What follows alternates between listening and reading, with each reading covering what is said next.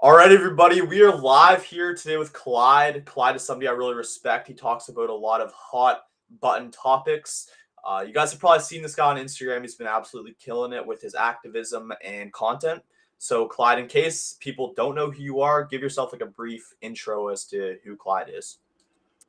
Yeah, so my name is Clyde. You can find me on Instagram at TheRealClyde. That's what most people know me as. I'm just a guy who is a Christian. I'm a Marine Corps veteran of 5 years. I'm an American that loves his country.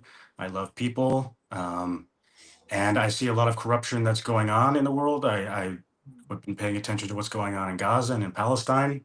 Yeah. Um, and I figured, as somebody who has knowledge on what's going on, I decided to make an account and start talking about it. And Mhm. started that back in April, and it's been just skyrocketing since then. So Yes, sir. Yes, sir. And I saw you met up with Dan Bilzerian. He's also a guy who I like a lot of his stuff. What was that like meeting with Dan? hey, yeah, that was interesting. So I met up with Dan last, what was it? What day is it? Thursday.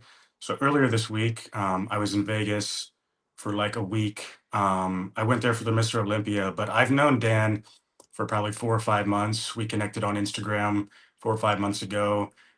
We've had each other's phone number. We've had conversations just over the phone, but I wanted to meet up with him in person. So I told him I was coming out there, and he invited me over one of those days after I was at the Mr. Olympia. And it's very interesting meeting a person of that magnitude of fame, Mm, because I don't think, I mean, I've met some famous people. I know some famous people, but I don't think I've like properly hung out with somebody that famous before. yeah. But he's a normal dude. I mean, he's a normal, genuine, down to earth guy. Yeah. The first day I went over there, I went over and it was him and he had like three of his paintball buddies, because Dan's really into paintball right now. It's like one of his Mm, big things. yeah. So I go in, the security guard, I drive in, park the car, security guard comes out, walks me inside. Dan's place is just insane. His place in Vegas. So I'm kind of like looking around, trying to see what I can see. And then he takes me to this back room, and it's Dan's like paintball locker room.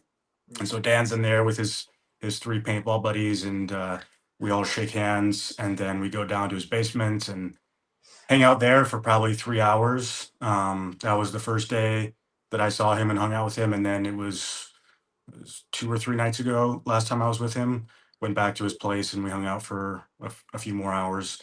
But he's a yes, super sir. cool dude. I mean, the guy that we all grew up with, like when I saw him in high school and college, when he was in his party phase and he was, had his entourage of women. That's not the same Dan Mm, of today. He's a different he's a different guy.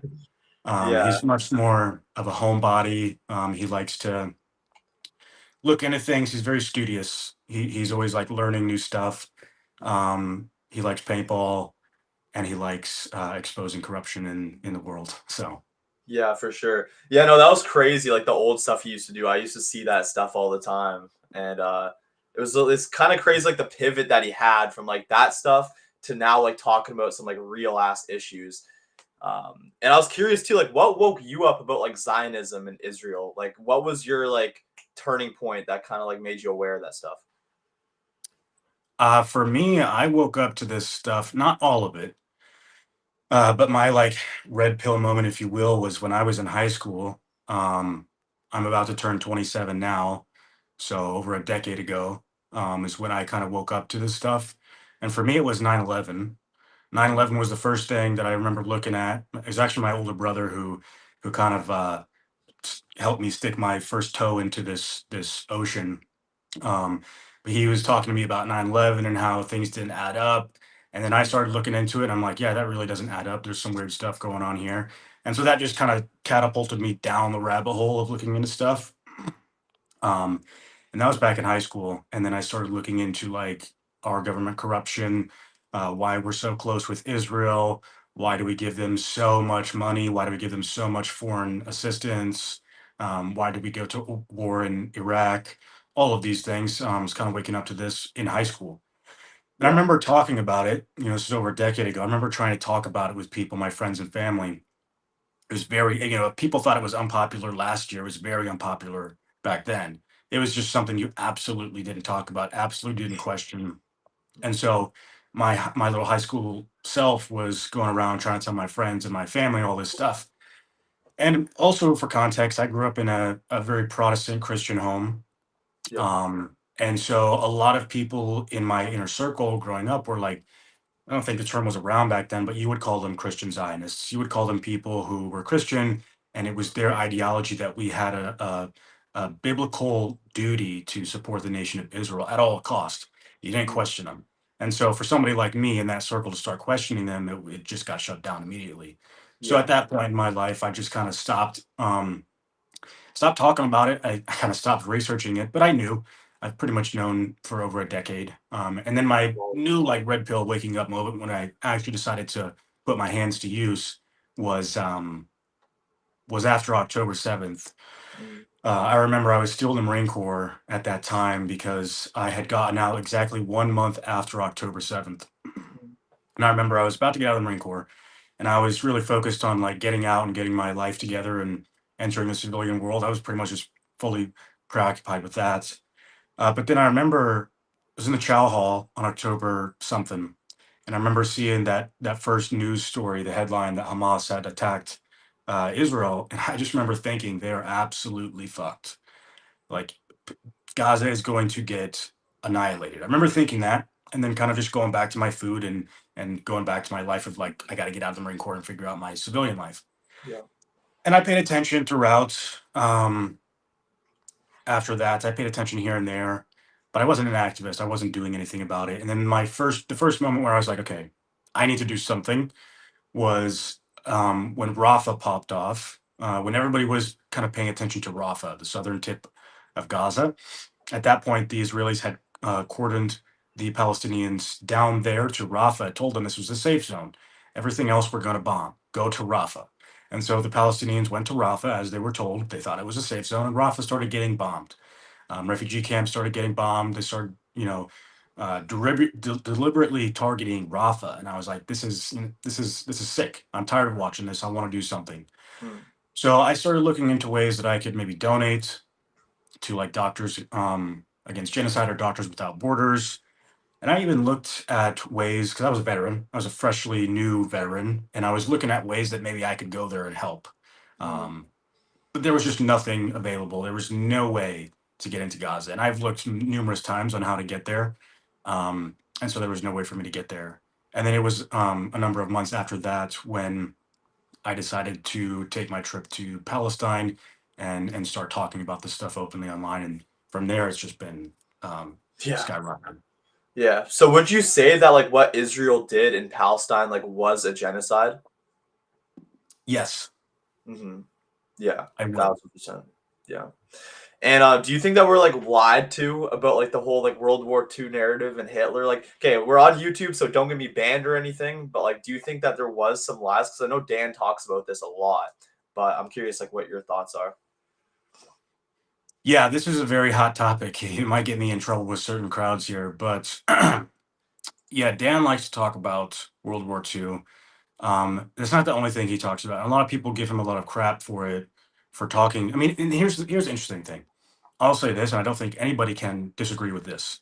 If there's ever a topic that you're told you can't talk about, or Mm, if there's ever a topic you're told you can't look deeper into it, or you can't research it for yourself, that is problematic. That's a dangerous territory to enter for any topic. mm, We're allowed to talk about other genocides. We're allowed to talk about other historical events. We're allowed to talk about anything else, but we're not allowed to talk about Hitler or World War II. yeah. And that alone should be a red flag to people. If you want to do your own independent research into it and Mm, you're told don't do that or you can't do that, that should be a red flag. mm, Now, my personal opinions on it, I'm not super opinionated on it. Excuse me. I have family members that served in World War II. I have great uncles that fought Nazis, that fought the Germans, that fought the Japanese.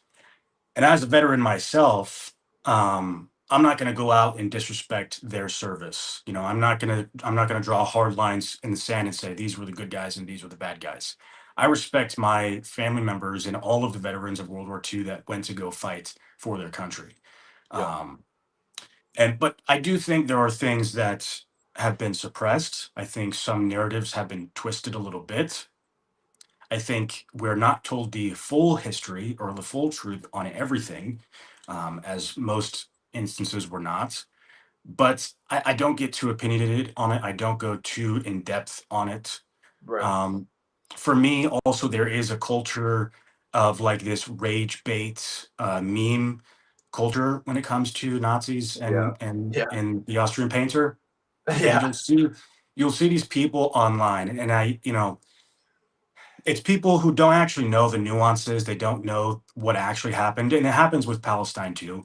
But it's happening with the Austrian painter. It's happening with um, World War II stuff. People who don't actually know what they're talking about. They don't know why they would support the Austrian painter, and they're just throwing up Roman salutes online. It's become like a meme culture thing, and I try to stay away from that meme culture. If I'm going to talk about something, it's not going to be a meme. It's not going to be something that I know a little bit about. I'm just joining the bandwagon. If I'm going to talk about something, I'm going to go into nuance and talk about facts Yeah. of Thousand whatever percent. situation I'm going into. Yeah. Yeah. They kind of make it like look a little bit bad, and they're like so like That's aggressive. my Like, thing, man. That's my yeah. thing. Is it's like, if you want to make a convincing argument that the Austrian painter was the good guy, make a convincing argument, but don't just sit up here and rage bait people with Roman salutes and think that that's going to actually help the cause. You Mm, know, yeah. if you want to, you need to go into the nuances and really make your position clear as to why this Yeah. is true. And I think Dan does a really good job of like explaining the whole thing. Because at first, yeah, he explains like super, super duper well for sure. Huh. Um, how much influence do you think that like Jews and like Zionists like realistically have? Like realistically, how big is the influence? I think they have a tremendous amount of influence. I think they're the most they hold the most chips. They hold the most seats of power. They hold the most influence in the world when it comes to the entertainment industry, when it comes to the music industry, when it comes to um, the financial industry, when it comes to the world banking industry. They're the ones that prop that up. When it comes to the government, uh, they're the biggest, APAC. There's no other lobbying group that funds more politicians than APAC. It's not the NRA. It's none of these, what's it called? Like greenhouse lobbying groups. The biggest lobbying group here in DC is APAC. That in of itself shows you the level of power and influence they have over our politicians. And it's not just the American Yeah, politicians. They have similar things in other countries. So I think they hold a significant. They hold the most amount yeah. of power and influence. And like, how do you think they're able to like weasel their way in there? Like, it seems like so many presidents like end up kissing the wall. Like, how do you think they're able to like slime their way into such a position of power? Yeah, I mean, so Jewish people are not dumb people. For millennia, they have banded together. This is going to go back all the way to like 4,000 years ago, Abraham and so on. The modern day Israelis claim to have bloodline descend. They claim to be bloodline descendants from Abraham. I argue that. However, if you look throughout history, the Jewish people have been very good at sticking together Mm, and banding together against anybody and everybody else throughout human history. In the Roman Empire, in against the Philistines, whenever they were in the Levant, when they were in Egypt, when they fled Egypt, they've always had a history of sticking together. yeah. And when they go somewhere, they can kind of get a little bit of power. And then when a seat opens up, I'm going to give that seat to my Jewish friend because that's Mm, just what we do. We help each other out. We put each other up in positions of power. So they've been doing this for thousands and thousands of years. And one could argue that it's for their survival or it's because they're smarter than us or whatever the case is. But if you look at verses in the Talmud, it talks about how they have to, religiously speaking. Um, they are called to by their holy book to control the narrative and to hold positions of power, and they're told that the goyim are not on their level. We're not human beings to them. We are mm, seen as animals. There's plenty of verses in the Talmud that talks about the Gentiles and the goyim being animals, and so yeah. they view themselves as having to have those positions of authority over us. And then when you come to modern day times in like um, what we're seeing today in American politics, they've had a significant amount of control over our politicians for a long time, for one reason or the other, whether it's blackmail or whether it's buying them out with APAC. Mm. I think it's pretty clear to most people that Jeffrey Epstein was a Mossad plant to collect blackmail on people in governments or in all sorts of positions of power.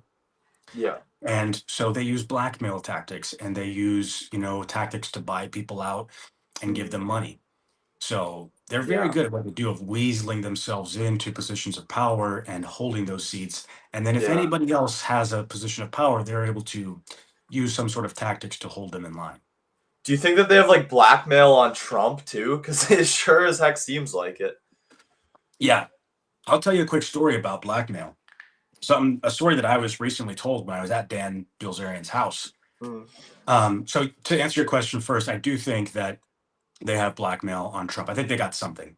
I don't think this guy's going to go to the lengths he's gone just out of the kindness of his own heart because he loves the Jewish people that much. Yeah. I think it goes a little bit both ways. I don't think it's fully blackmail, but there's got to be something in there they have on Trump. But I'll tell you a story about blackmail real quick. So when I was at Dan's, the first day I went over there, we were in his basement, and we were talking, all of us. There was five of us down there. It was me, Dan, and three of his paintball buddies. And one of his paintball buddies was a former Navy SEAL. Yeah. And this guy was, we were talking about blackmail came up in the conversation, and this guy was talking to us about some buddies that he had in SEAL Team 6. And these buddies of his were on Hillary Clinton's security detail overseas. And one day the SEALs were like joking together and they're like, "Hey guys, when are you gonna drop security one of these days or whatever? Like, you don't like her, do you? Like, why are you doing the security for her?" And they're like, "Yeah, we hate her. Like, we don't want to be doing security for Hillary Clinton. We've like Yeah. seen her lie, we've seen her do all these corrupt things, but we can't stop. Like, we are kind of held in place here because they have us all by the balls, quite literally." He's like, Mm. "What do you mean?" And he's like, "Bro, they uh they sent 17-year-old girls to our rooms and they took pictures and they kept sending these girls to our hotel rooms and they would take pictures in the hallways of the girls coming to our rooms, and the girls would sometimes come in, kind of force their way in, and then when they would come out, they would take pictures and videos of these 17-year-old girls. And in some cases, yeah, the SEALs would hook up with them because they'd doctor them up and make them look older, and they would figure out what these SEALs were into sexually. Like, are I you mean, into that is Asian legal girls? Are age you of into consent, though, right? brunettes? What's that? 17's legal. 17's legal, though, right? Like, that's not because in Canada, 16 is the legal age of consent. I'm pretty sure. I I don't know legally speaking, but Yeah. blackmail wise, it looks Mm. pretty bad. It looks Yeah. pretty bad either way. Some of these guys might have been married too. And Mm. so they literally sent these honeypot like teenagers to their rooms, figured out what these seals were into. You into brunettes, you into blondes, you into Asians, you into black girls, you into whatever you're into. Send these girls to their room, take pictures and videos so they have uh, that that damage on them, and then they would show it to them and say, "You can't be a whistleblower. You can't stop doing security. You can't do anything out of line, or we're going to release this." So blackmail runs through and through the governments. Yeah, that's despicable. And Jeffrey Epstein was probably like very, very tied to that with his whole island. Like I feel like he's got so many people like under like a strict contract. Do you think there's like actual like deals with the devil too? Like, do you think these people like actually do like satanic rituals? Because I heard like Hillary Clinton, this is like some Alex Jones shit kind of. But do you Yeah. believe in that stuff? Like they get together in the forest and like do like satanic stuff and work with spirits? Like this is a little off topic, but like it just popped into my mind because like obviously I followed like Alex Jones a little. He talks about that. How valid do you think that stuff really is? Yeah, man, I don't go too deep into that anymore. I used to when I was in high school, because like I said, when I first started, I think for most everybody, when you like get red pilled, you just go like Yeah. balls to the wall down the rabbit hole. And so I was looking into like everything, Freemasonry, the Illuminati, the Bilderberg Group, everything, all that stuff. Mm. I learned a little bit about the Jewish Kabbalah, which is like their Jewish mysticism and what you might call witchcraft. Um, and there is a such thing as Jewish Kabbalah. I don't know too much on that, but what I can say when it comes to the devil and Satan, I'm a Christian, and I do believe that the devil works through Judaism. I think the devil works through Israel. I think the devil works through Jews that want to subvert people and have this power and dominance over the world. Mm. Jesus Christ himself called them. He said that their father was the devil. He said, to the Jewish Pharisees and the Sadducees of that time in Jerusalem. He said, "You wish to do the will of your father, who is the devil." So he Whoa. called them a brood of vipers and the synagogue of Satan, is what they were referred to as. So that's Holy coming from Jesus Christ himself, calling them basically um, sons of the devil. Yeah, holy smoke. So do you think like Netanyahu's like working with the devil too? Like Netanyahu, when you look at him, he like looks like he spoke to the devil himself. Like he looks like the devil's his best friend. Like, do you think he's working with like demons and stuff? I'm not sure if it's a type of thing where like the devil came to him one night in his house and put a contract in front of him and said, "Sign this," and you see the Yeah, horns coming. I'm not sure if it's like that, but the devil himself is like a lion prowling, waiting to devour us. And so I think he works through evil people. I think when a random Joe Schmo goes and essays a young girl, I think that's the work of the devil working in that yeah, guy's mind. Now, who's going to go in their right mind and do something like that? So I think the devil can work through Israel. He can work through Netanyahu. He can work through a lot of these people to do damage to Christians, to do damage to people in general, to do damage to the world. yeah. So I think it's more of like a the devil is working through them. Yeah, feels like the devil's like everywhere nowadays. Like, how prevalent do you think the devil's influence is? Like, you see it with like the degeneration of society. It seems like it's Yeah. almost like around every single turn. And then obviously Christians are persecuted, Muslims, like anybody that tries to follow God is persecuted. How big do you think like the devil's influence is expanding? Because right now it feels like this world kind of belongs to the devil, you know? Yeah, it's true. Yeah, he does. He has dominion over this world to prowl through this world and to tempt people and to destroy Christians and to destroy people. He has reign to do that right now until Christ returns. Um, and I was going to say something on that note. Um, what was the last thing you said? Like how Oh, prevalent the how devil is in prevalent. Yes. society. So how Yeah, prevalent he is.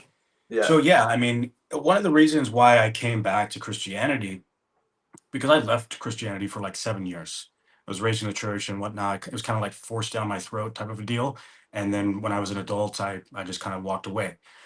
I came back to it for many reasons, but one of those reasons that it was so convincing to me is the fact that Christianity is the most persecuted religion on the planet. There's no debating that. yeah. Christians have been persecuted more than anybody, more than Muslims, more than Jews. It happens the most even in modern society. We're seeing what's going on in Nigeria. We're seeing what's going on in Palestine. Yes, a lot of them are Muslim, but the last remaining Christians in the Holy Land are persecuted all the time, all the time. They're not safe there. And even in like pop culture, you watch the Grammys or the Emmys or whatever, and you see these celebrities going on dressed up as the devil. You see, Yeah. there was some lady, I don't know her name, some singer who dressed up as Christ on the cross, like mocking him. It happens all the time. They're Yeah. always trying to make a mockery of Christ and Christianity and persecuting Christians. And if you look throughout history, Christians are the most persecuted people, religion Hmm. wise. Um, And why do you so, think that is? Like, why do you think there's such an attack on the cross?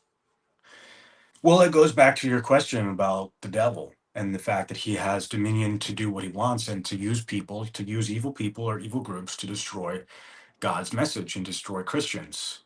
He hates God. And so he wants to destroy God's people. He wants to destroy the Christians. He wants to destroy his message. He Yeah. wants to destroy his influence. So he'll use means through pop culture, through the music industry or the entertainment industry. He'll use secularism. He'll use other religions. He'll use Israel. He'll use all these means to attack Christianity. And that's people should ask themselves, why is it that Christianity is so heavily persecuted in like every realm of the world? Yeah, for sure.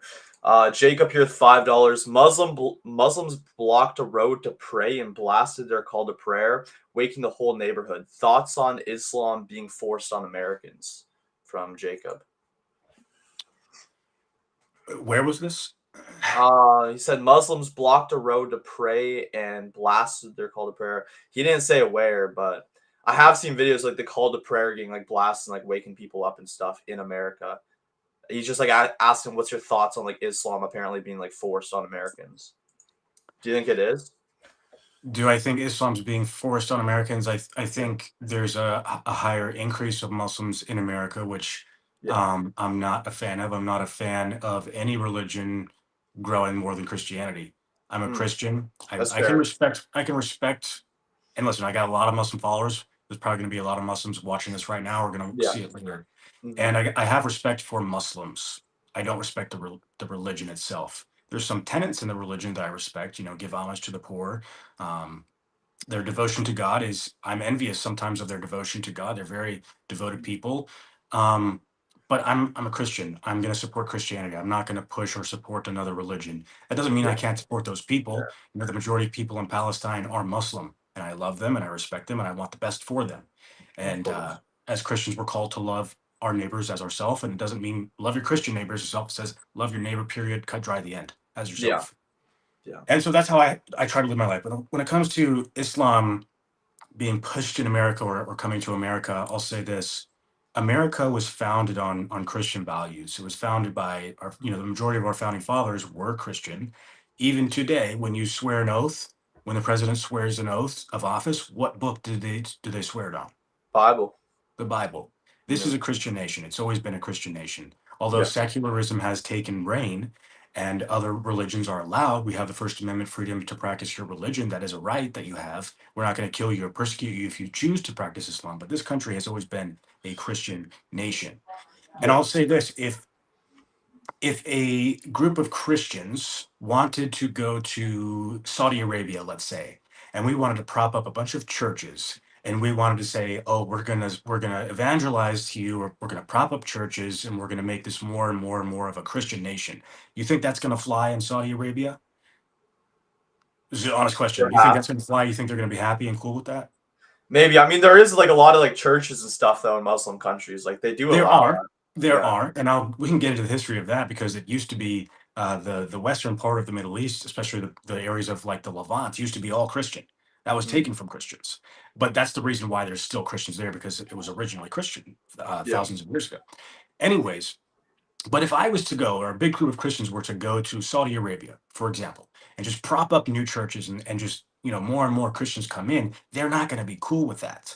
And so when I say here in America, Christians aren't cool with like more and more Muslims, and like, and I don't think I do think that online it gets blown a bit out of proportion. I don't think this country is like being radically turned to a Muslim country. Sure, there's more and more Muslims coming in, but on the topic of like, do I want this country to be a Muslim country? Absolutely not. I don't want that. Just like a Saudi Arabian wouldn't want Saudi Arabia to be a Christian country. Yeah. I So think that's fair. I think that's very I fair for think it's sure. totally fair, man. I think it's totally Yeah. fair. Like if they want to practice Islam in the mosques they have here, like that's their First Amendment rights. Yeah. But if they think that this is going to turn into a Muslim country, and they don't know, Yeah. just like they would not be cool with us going to Saudi Arabia or another Muslim country in the Middle Yeah. East and turning it into a Christian nation. Yeah. It goes both ways, man. Yeah, Sunny Soundbites here says freedom of religion. I mean, there is freedom of religion for sure. He's just saying he doesn't want like a Muslim takeover and like majority. Like you are And I'm free yeah. to pray as a Muslim in the mosque, like you just said, right? There is freedom of religion still. Yeah, and I respect that. Like my assistant man is a Muslim woman. Like Mm, she's a Muslim woman. yeah. We practice different religions. Mm, You know, so I don't care. She's a Muslim American. She has the right. She has a First Amendment right to practice her religion. I'm not saying that she has to leave and go practice Islam elsewhere. mhm. My thing is like, and I'm not saying this is even happening, but my thing is I don't want America to be a quote unquote Muslim country. Yeah, I think that's fair. Yeah, for sure. Okay. Would you consider, I think I know your answer to this, but would you consider Benjamin Netanyahu to be a war criminal? Yeah, absolutely. Yeah. Yeah. And Yeah. why do you think he's like propped up so much then? Like if he's like killing so many kids, we kind of covered this a little, but like why do you think the American government sends so much money to Israel if they are literally genociding Palestinians, you know? Because they have so much control over American politics. I mean, you have Yeah. APAC, APAC funds 98% of our politicians here in DC. They Yeah. fund Trump. And if you go against APAC, you're going to get kicked out in the primaries. It happens time and time and time again. Really? Yeah, so Well, if you vote against Israeli policies, you know, maybe you can get away with one or two here and there, but like if you take a strong position against Israel, in Congress, you're done. You're cooked. It's political suicide. Even really? Bernie Sanders, yeah, even Bernie Sanders said the same exact thing on Joe Rogan's podcast because Joe Rogan asked him the same question. Why do you think so many politicians are so loyal to Israel? He said, because you kind of have to. If you get in office, you know, you got to give some allegiance to Israel. Otherwise, Wow. it's political suicide. So do you think somebody like Nick Fuentes could ever be president? Because I know he talks about like running one day.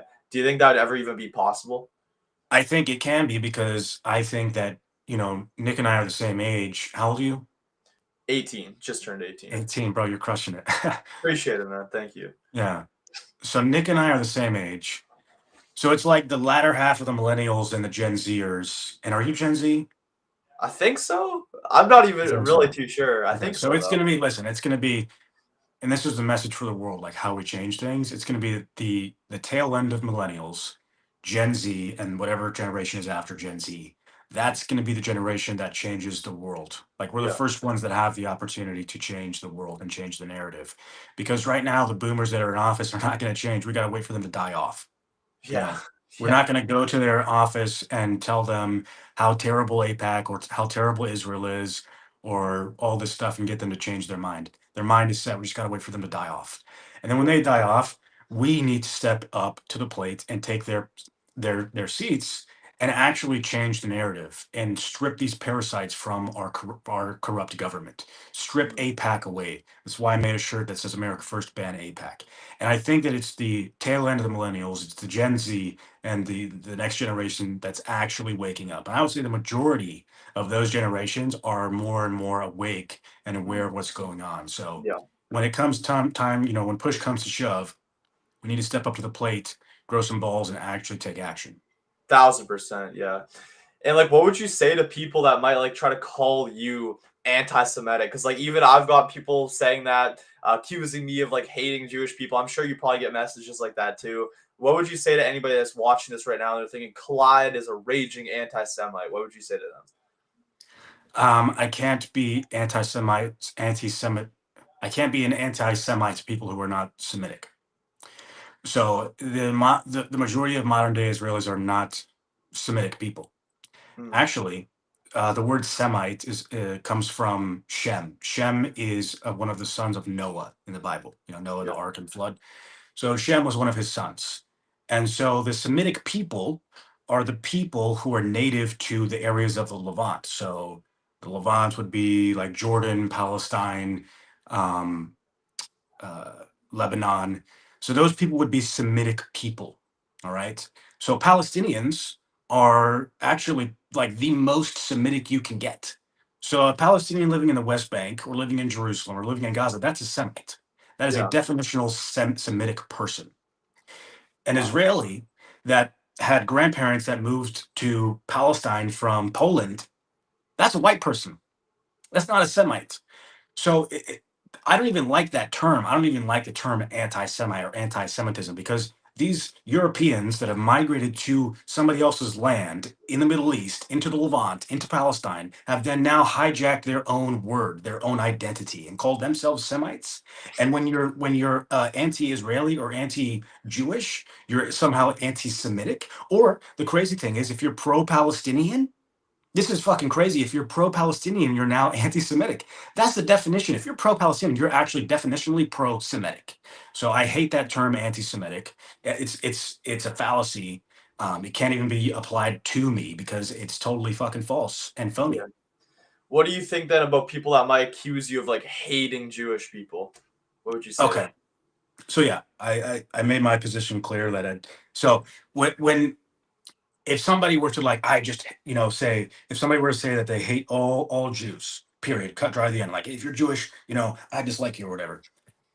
I wouldn't call that person anti-Semitic. I would just call them somebody who hates Jews.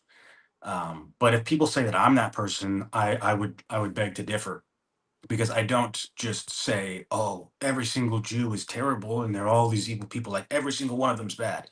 I have Jewish friends. There's actually people in my activism work that I've worked with who are Jewish. You know, so I don't hate all of them. That's not true. Yeah.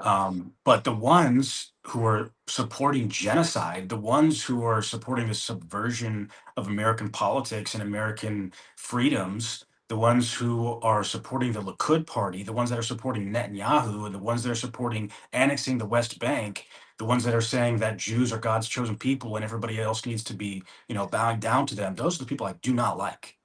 and I'm not going to change my position on Yeah, that. there's a video of two Jews saying they wish like every Palestinian would drop dead. Like if they could click a button and every Yeah. Palestinian would like drop dead, they would click it in a second. And like I think every single Jew would like click the same button. That's what they said. They're trying to speak for like all Jewish people when they said that, which is like insane. Like you would kill that many people for what? Just because you like disagree with them, just because you're Jewish? Like I think that's absolutely insane. You know?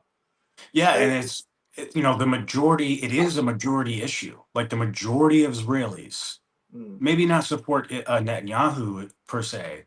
A lot of them still do, but the yeah. majority of Israelis support what's going on in Gaza, and they support the annexing the West Bank. They support occupying and controlling the West Bank. Still, the majority support this. They've done recent polls where like 90 some % support what was going on in Gaza.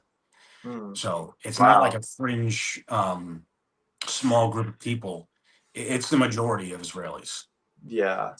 Yeah, it's really disturbing to think that. And honestly, I guess you could really just like pray for them. That's all you could really do, you know. Pray that they Yeah, we change should, their ways. man. We should. And that's the other thing.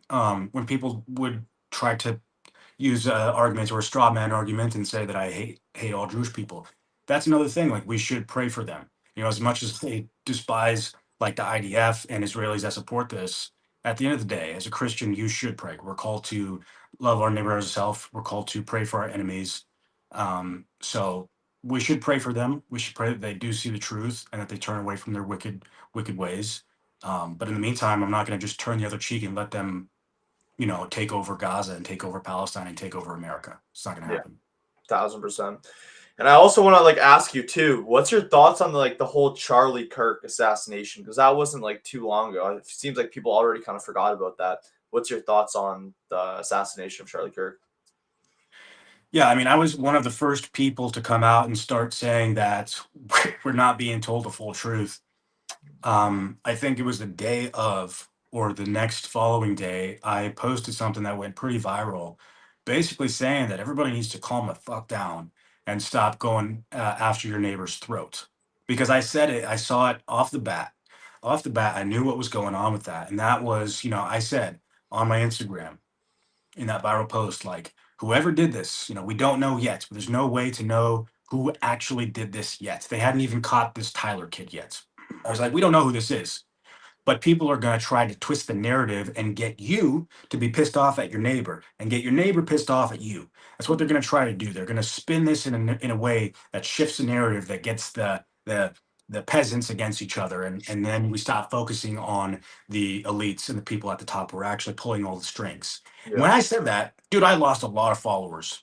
I lost a lot of really. followers just because I was trying to like keep the unity between the people. And that's like one of my main missions, is to Mm, keep the left and the right, somewhat united, to build bridges, not just burn them down. I get the left and the right fucking hate each other, but we got to coexist and we got to work together, because at the end of the day, it's the common folk, it's the every average day person in America against these global elites, against the Israelis, against APAC and the corruption. It's us against the billionaires and the corporations and all those people at the top. But then they'll take situations like Charlie Kirk's assassination and try to pin us against each other. And when that happens on mass scales, and I try to say, hey, let's fucking chill out for a second and don't go after your neighbor's throat. Let's just chill out.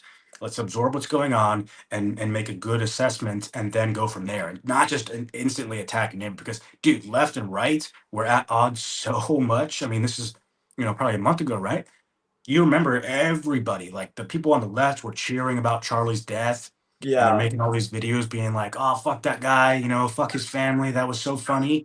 And then that just pissed off all the people on the right, and you had this like internet civil war between the left and the right. And I was just trying to be like, guys, calm the fuck down. yeah. And people were, blazing me for that.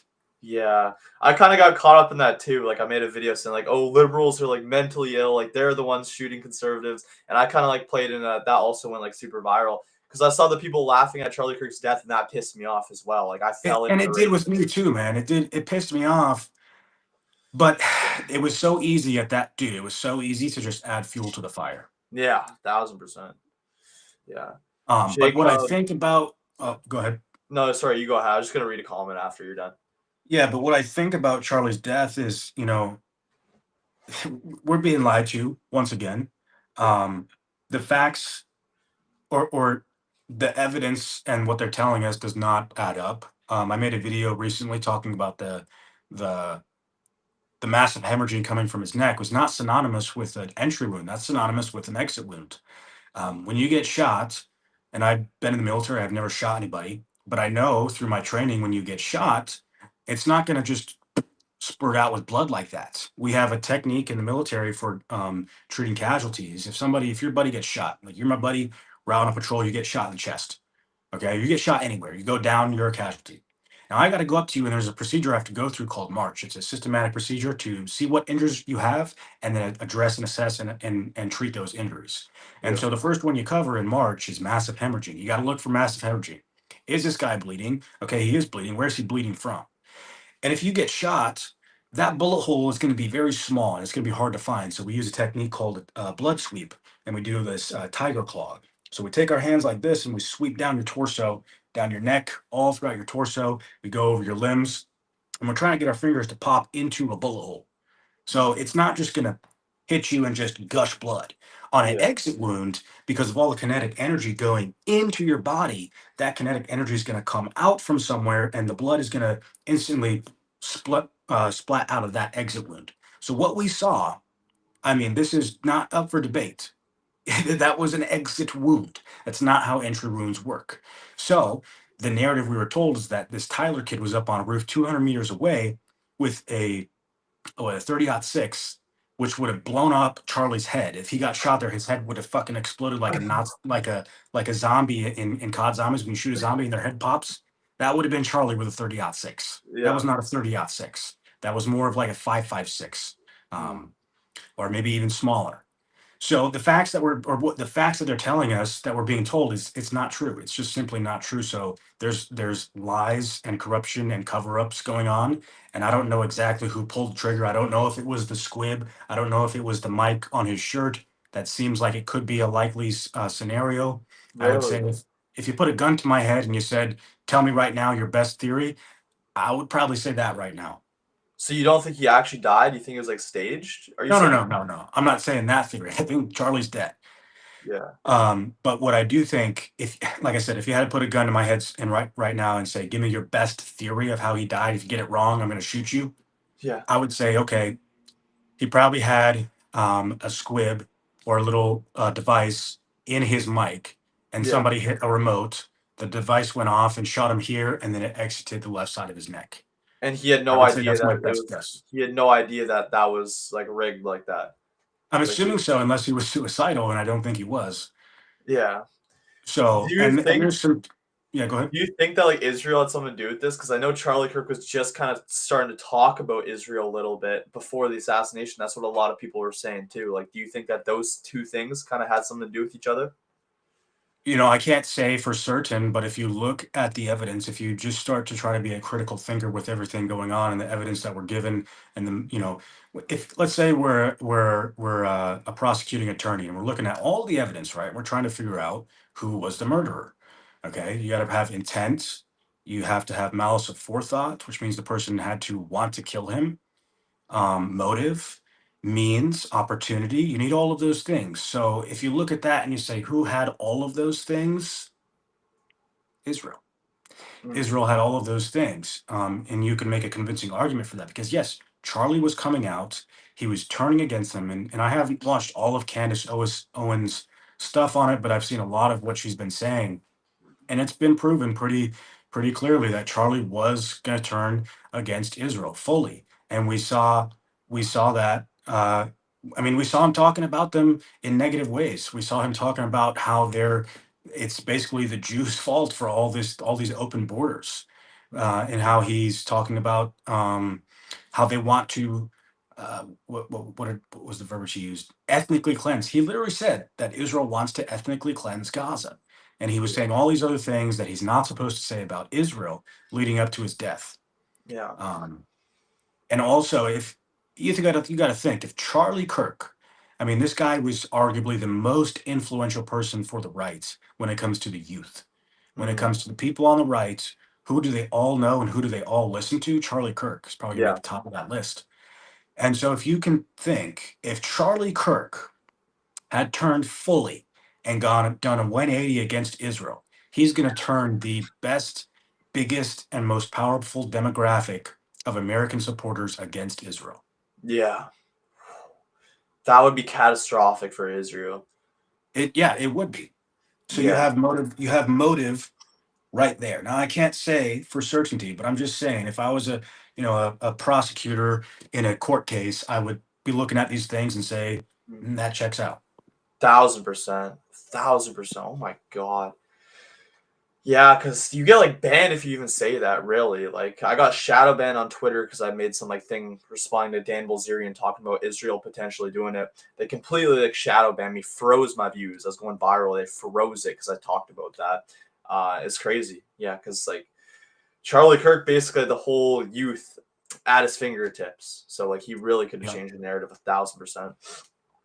We got a super chat here from Jacob earlier. Said, "I agree. Infighting causes confusion and chaos." Yeah, 1000%, 1000%.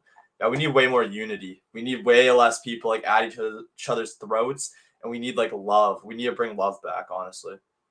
Yeah, honestly, like one of my main missions that I try to do, like one of my main objectives is to try to, we're not going to agree on everything. We're going to have big disagreements, but we need to have some sort of cohesion and unity between the left and the right Mhm. because that's how we band together as people. You ever seen that movie Bug's Life where the But- grasshopper was like, one ant, what's one ant? And he's like, Oh one yeah, ant, you could turn yeah. all the ants against us, and they outnumber us 9-1. Mm, So like we're the ants in Bug's life, and the governments and the people who want to control us and pull the strings, they're the grasshoppers. So yes, we need unity between the left and the right, and as long as we're divided, they can do whatever they want. We'll be too busy bickering and fighting with each other. That's why I hate that so much. yeah. And I'm conservative. I'm not Republican or Democrat. I think they're two wings of the same bird in a sense. But I have more conservative values. There's a lot of stuff that liberals would disagree with me on. But I've Mm, worked with liberals. I've worked with liberals in this activism community. mm, I've worked with liberals at protests here in DC. So I think that in of itself is proof that we can work together and find common ground to fight these global elites, to yeah, fight the corporations, to fight Israel, to yeah, fight the corruption in our government. We can do that at least. If we can't agree on abortion, or we can't agree on immigration laws, or we can't agree on, this, that, or the other, whatever, man. Accept our differences and move on. But we should band together to fight the people who are pitting us against each other. yeah. Free Palestine is kind of what like everybody agrees on. Like you got liberals and conservatives that both agree on free Palestine, which I think that's kind of like the uniting thing. That's kind of the uniting movement right now in the world because like everybody can see it. It doesn't matter like what you think. Everybody can kind of just look for themselves and see like the atrocities being committed and think for themselves if they are critical thinkers. But I don't know why a lot of Republicans are like pro-Israel. Like I'm not a fan of that. Like why Yeah. why are so many like Republicans like die hard for Israel? Are they You getting talking about paid like the 7,000 general a you, post? you talking about the general public or like the politicians? And like conservative influencers too. Like I've gotten slack for talking about Israel from like conservative influencers. Like, do you think they're getting paid $7,000 per post? Like I heard that's a thing. I heard it was going to be a thing. I don't know if it's been implemented yet. I Yeah, mean, it's been a meme right now. If anybody talks about Israel, they're like, "Oh, they got their paycheck." yeah, Um, uh, but the reason I think so many Republicans still support Israel is because of that Christian Zionism, those Judeo-Christians out there that the government will use the Bible as a weapon, which is sad, and I hate it. It's despicable. It's heresy. But the government will use the Bible as a weapon to make Christians think that they have a biblical obligation to support the nation of Israel, which is absolutely false. And it's abhorrent and it's disgusting and it's straight up heresy. These people should be anathema. Um, but they'll use that as a weapon, and that bleeds through generation to generation because this Christian Zionism has been around for a long time. I remember my grandpa was a huge supporter of Israel. My parents, before I woke them up, used to be supporters of Israel, supporters of the Jews, you know? yeah. So it's just more indoctrination that we have to unwire people's brains from. 1000%. Brett here, I appreciate the super chat. Says free Palestine, yes sir. Appreciate it. So I guess like, what's your thoughts on like Nick Fuentes as well? Because obviously he's kind of similar to Charlie Kirk in a way that he can like influence the youth like super crazy. Like, do you think his life is in danger? Because like he talks to a lot of the same demographics as Charlie. Yeah, I think his life is in danger. I think less so as Charlie, because Charlie essentially, Charlie essentially signed a deal with the devil, and when you turn on the devil, he's not going to be happy. Nick didn't do that. Nick didn't sign a deal with Israel. Nick didn't sign a deal with the devil like that. At least I don't believe. Some people seem to think he's been compromised. I don't think so. Um, I don't agree with every talking point of Nick's. I don't. There's plenty that I disagree on with Nick. Um, I think as a Christian, he should humble himself a little bit more and take that position as a Christian more. I think he lets his pride get in the way a little bit with certain topics. If I had his platform and I was speaking as a Christian, there's a lot of things I wouldn't be saying, or wouldn't be talking about certain people in a certain light. So I think he can be a little extreme, but there's plenty of his opinions that I fully agree on. And you can't deny the fact that he's been extremely influential in this whole movement, in waking people up against corruption in general, against Israel, against Zionism, against our government, uh, against what Palantir and other companies and corporations are trying to do. Um, he's educating people a lot, and at the very least, he's red pilling a lot of people. And I think that's why he's the biggest threat to them, and why his life would be in danger. Mhm. So, short synonymous or short, uh, brief description on what I think about Nick.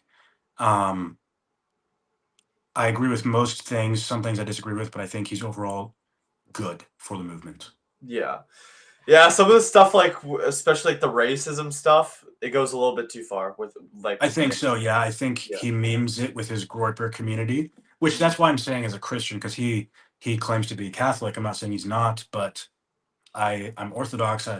I'm close with a lot of Catholics. I would say chill out a little bit with that man.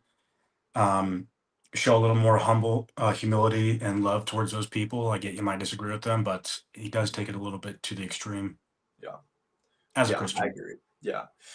Yeah, the Groypers are some of like the worst like people on the internet, I can't lie. Like they've gone after me a lot too. They call me like Jewish and stuff because I'm not like a complete like hater on people. Like Groypers are like insane to the far. I'd say they're some of the worst Yeah, people. yeah, they seem to be pretty like far off on one side, and if you're like you're a little bit against one thing, they just attack you. Yeah. Yeah, I haven't Yeah, had, like I don't know if I've had really too many encounters. I'm sure I have like quote unquote Groyper followers, but yeah, for sure you do. Yeah. But I don't know, your audience is kind of a reflection of you in a sense, right? So that's what kind of yeah, like turns yeah, me off of like watching Nick a little because I'm like, I don't really want to be like his followers. Like, I don't want to be a Groyper. Like, Groypers kind of just like don't leave their rooms, They're kind of just like online 24/7. They're not really making a difference culturally either. But I don't know. What's your thoughts on like the school system, like brainwashing kids too? Because I heard some of the like Israeli influence in like schools too, and they kind of like started that whole thing as well. What's your thoughts on like the school system? Um, honestly, not super educated or not super opinionated on it. Yeah. Um, I was homeschooled growing up because Oh yeah. my parents didn't want us getting a public education, and the public school system in America does suck. Yeah. Whatever you think, whether it's like Jewish corruption or whatever, I don't know if that's why it sucks, but it sucks. I mean, it's terrible, and it's not congruent across the states. Yeah. In Mississippi, I think Mississippi has like the worst public school system, whereas like somewhere like New York or I don't know, let's say Iowa has like a better public school system, or Michigan.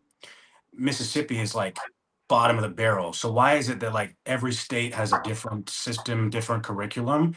Where if you go over to like England, for example, it's congruent through the whole country, and those kids receive like a real education, a good education, Mm. and they don't even have to go to college. In England, you don't have to go to college to get a good paying job. Like you can get any job really that you want as long as you get good scores in high school. Like a lot of those kids that grow up and then go work for like a hedge fund, or they go work for a law firm or something. If they have to go to law school, that's one thing. But like you can get a good paying job in England without having to go to a university. And that's because they actually get a real education in high school. So Yeah. here in America, like the education system is broken and it's not congruent. It's like each Yeah. state has their own thing, and some states are better than others, and that's weird. It's like I've a also business. Honestly, it's like a big business. Like with college, it makes so much money off of college, and then people get like useless Oh degrees that they yeah, don't even know what they want to do with. They're in debt. They spend all this money. They're like, yeah. I don't know what I want to do with my life. I just spent 100 grand, and I don't know what I'm gonna do with this piece of paper. I think it's just a big scam, big Yeah, I've got business. some opinions on that, on like college in Yeah, America, because in order to, I don't have a job. I'm a content creator. I'm an entrepreneur. But in basically. order to like get a job, you have to, like a good paying job, you have to go to college and you have to go, tens of thousands or hundreds of thousands of dollars into debt. That's going to Yeah, take you so years and years to pay off. And yeah, then you get into the workforce and your job is like not paying you that much. And yeah, you get into the workforce and your job's not even paying you enough to buy a home, because the housing market is so expensive these days. And yeah, everything in America is inflated and expensive. So for people who want to go to college, I'd say you better have a pretty good idea of like what you want to do and is your career field. Does it actually need a degree? And that's what I always say to people. I have people like family members when I got out of the military, they were like, "Oh, you should go to college. Go to college, get a degree." I'm like, "Why?" Like I yeah, don't need one. Like I'm an entrepreneur. yeah, I'm pursuing this content thing. There is no job out there that I'm going to need a degree for. yeah. It's not. It's going to do serve me no purpose. It's going to be a waste of my time. Yeah, Um, school doesn't teach entrepreneurship either. They don't teach you no. like how to be your own man and like do your own thing like what we're doing. They just teach you go work for the man, go be like a brick in the wall for the system, which Yeah, like it I've always hated creates, that. Yeah. the majority of, the school system is designed to create batteries. What I Yeah. mean by a battery is people in this society are batteries for the corporations and the governments.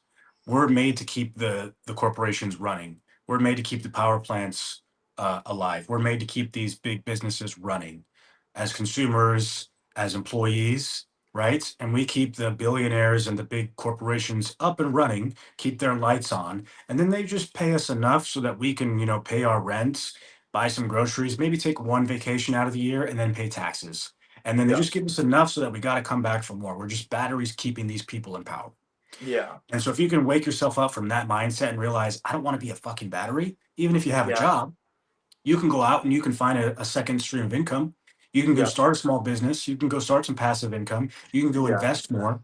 You can do all of that stuff and realize I like my job, maybe, but I don't want to be a battery just for the system. I want to have Yeah. some level of financial freedom. And for me, that was like whatever I got to do as quickly as possible to get to financial freedom so I don't Yeah. have to be a battery for the system and I can That, have more of my own yeah. life and rights. The other thing on that is people who work for companies or businesses, they don't have full First Amendment rights. They don't have full Really? freedom of Oh yeah. speech Yeah. Absolutely. because if they say something they're not supposed to say, they'll get fired. I know a lot of Yeah. people have DM'd me and saying like, "Man, I really agree with what you're saying and Mhm. stuff, but I can't follow you because I don't want my boss to like see it." Or And if you that's didn't take crazy to the me. COVID shot too, Yeah, the right? COVID shot. Yeah, Yeah. like when I was in the military, we were all forced to get the COVID vaccine. And if you Wow. didn't get the vaccine, they would have kicked you out, and sometimes without your benefits. That's Sometimes, so brutal. if you served 15 years in the armed forces Yeah. and you didn't take the COVID vaccine, they would kick you out, pull your retirement, and pull other benefits from being in the military. Yeah. So we were all forced to get it. I know other like businesses and companies force their employees to get the vaccine. So if you Yeah. don't have financial freedom, you don't have a lot of freedoms. Yeah.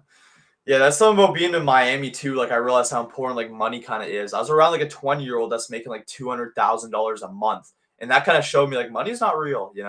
Like people Yeah. think 100K a year is like good, stable. This guy's 20 making $200,000 a month. Do you think he's like that much better than you? Like do you have such a low self-esteem? Like you think he's that much better than you? You don't think you could do something similar? Like I think people just need to have hunger for more. If he's doing it, why can't you? And that just like kind of lit a fire under my ass to be like, yo, okay, I could make money too. Like I'm no worse of a human than this guy. Like if he could do it, so can I.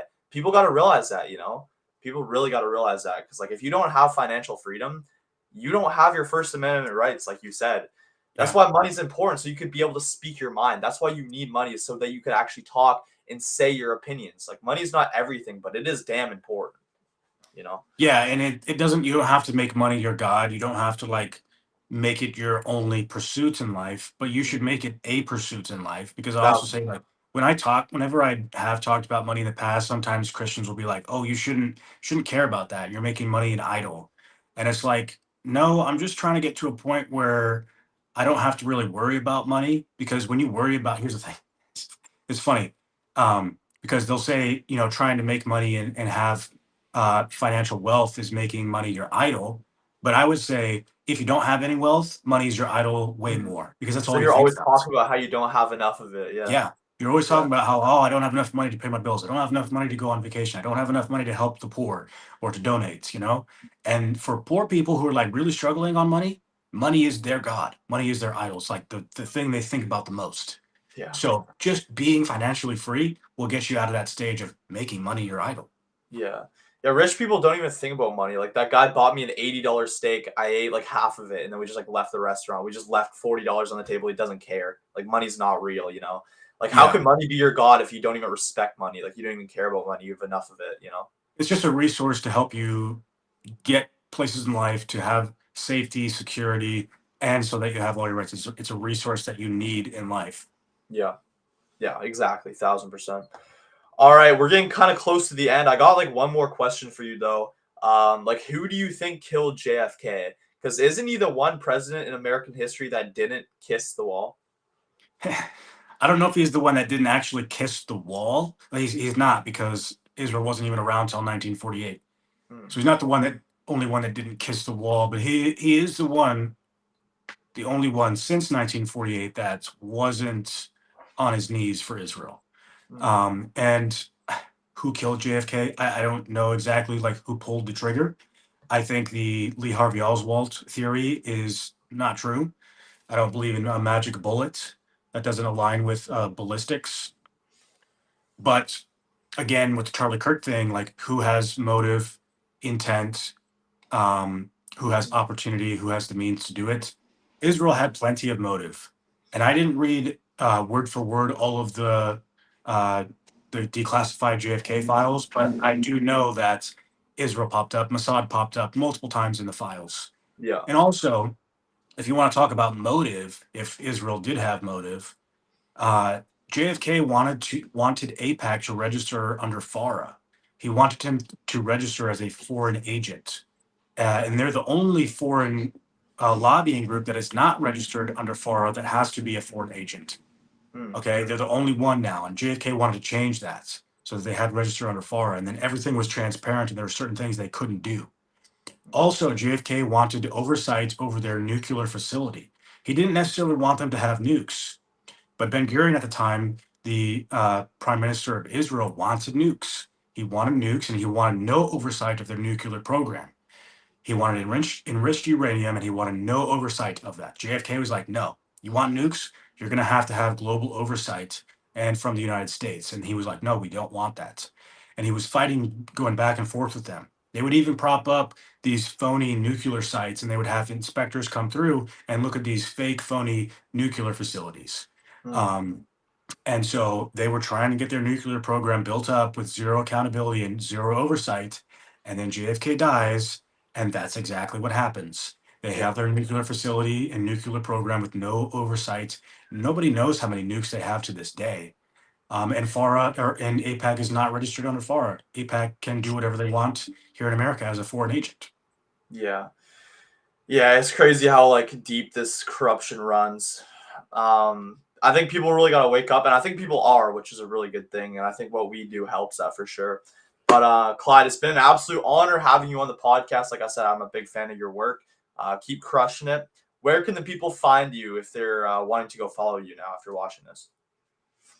So you can go to Instagram. It's going to be underscore TheRealClyde underscore. That's my Instagram. Um, X, I believe, is the same thing. I don't post too much on X. I need to start doing that more. And I should be getting on either Rumble, Twitch, or YouTube here soon. Awesome. So you guys can stay tuned for that. But check me out on Instagram. And Tyson, it was an honor. Thank you for having me on. Yes, sir. All right, man. I appreciate it. God bless you. God bless you, brother. Have a good day. Yeah, take care. All right, guys. I appreciate it for watching the stream. Drop a like, share, subscribe, all that good stuff.